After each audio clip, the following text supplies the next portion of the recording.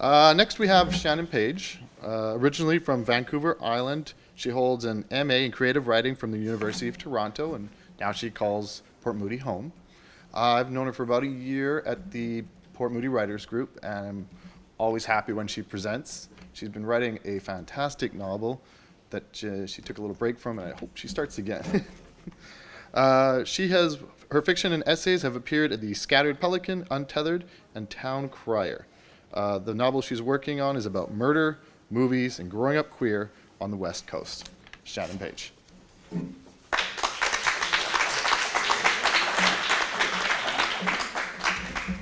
Thank you so much for having me. I'm going to be reading from the novel that Eric mentioned. So you already know a little bit about it. This is a passage from fairly early on in the novels. There's not a lot that you really need to know.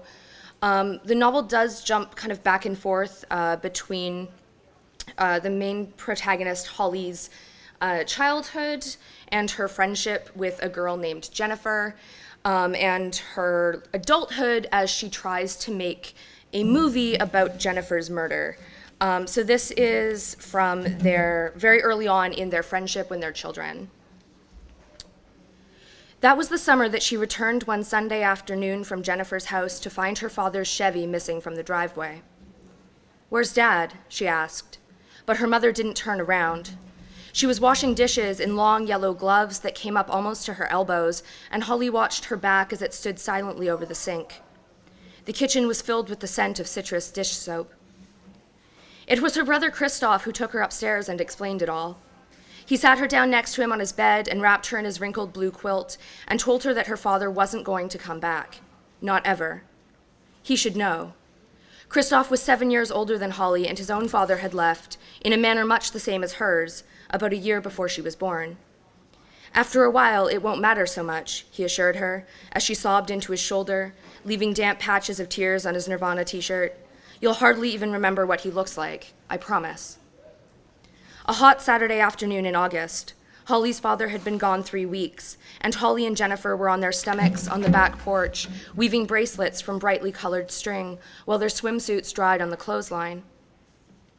On Saturday mornings, Holly's mother would take her to the community pool on Lakewood Street, across from the fire hall, where she would meet Jennifer and her mom. They usually spent a few hours at the pool in the morning, floating on their backs and watching the pictures in the clouds, trying to splash the odd seagull that had found its way inland from the bay and come to rest, confused by the strange chlorine smell of the pool on the fence. Holly was wearing a pair of Jennifer's shorts that hung loose and low on her hips. She had safety pinned one end of the bracelet to her shorts to hold it in place while she worked. "Are you sure you want purple?" Jennifer picked at the wads of different colored yarn, fingering the knots and frayed ends. "We need to have the same color," she said, "and there's enough of the purple to make 2. Mine could be green." "No, it can't." Jennifer frowned at her. "They aren't friendship bracelets if they aren't the same color." It was almost done. They were working from a pattern that Jennifer's mom had found for them in a children's activity book from the 1960s. The book had yellowed pages that were brittle at the edges. Holly turned them gently, careful not to tear the paper. The book gave off a gentle scent of clean fabric and dust and the perfume that Jennifer's mom wore to church. "Can I wear your purple dress tomorrow?" Holly asked. She always borrowed Jennifer's clothes for church. At home, Holly had only one party dress that her mother had purchased for her to wear in a school play the year before, and even that had a yellow stain on the left sleeve. "Which one?" Holly frowned. "Not the one with the bows." "I'll wear that one then. You can have the one with the matching jacket." Jennifer was looping the purple thread around her wrist, tilting her head to admire the way the color looked against her skin.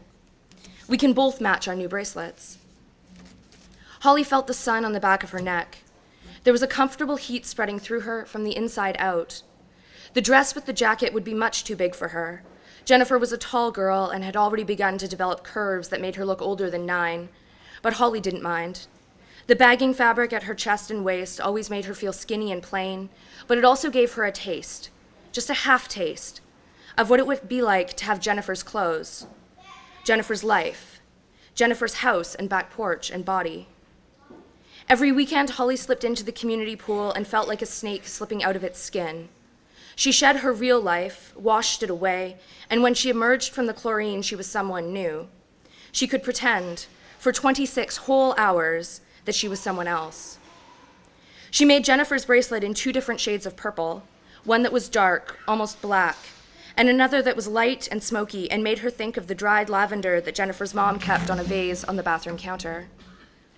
When the bracelet was finished, Jennifer held out her hand and rested it on Holly's thigh while she tied the purple string around her wrist. They went inside to the shade of Jennifer's bedroom and built a fort out of pillows and blankets in her bunk bed. They tied pillowcases around their heads and pretended they were Bedouins, husband and wife, hiding out from a vicious sandstorm, safe in their fortress of linen and down. Holly was the husband, and Jennifer wrapped her arms around Holly's neck the way that wives did to husbands on television. Jennifer pulled away for a moment and peeked outside the tent, as though checking to be sure that no one was in the hall outside her bedroom door. "I'm not allowed to play this game," she explained. Then they touched lips, the way that married people were supposed to do. Jennifer's lips were warm, and Holly closed her eyes.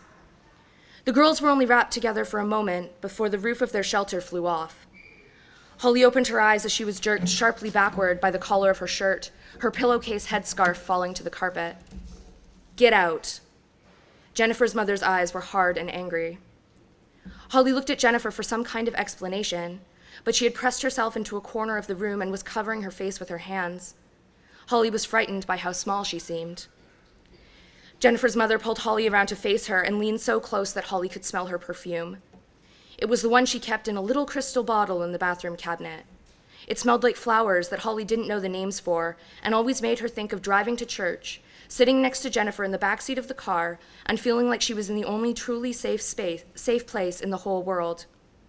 Holly had thought about trying it on before, but she never had the nerve. "Call your mother and tell her you're sick." "But I'm not." It wasn't completely true. Up close, she detected a faint sour note in the perfume that made her want to throw up. Thank you.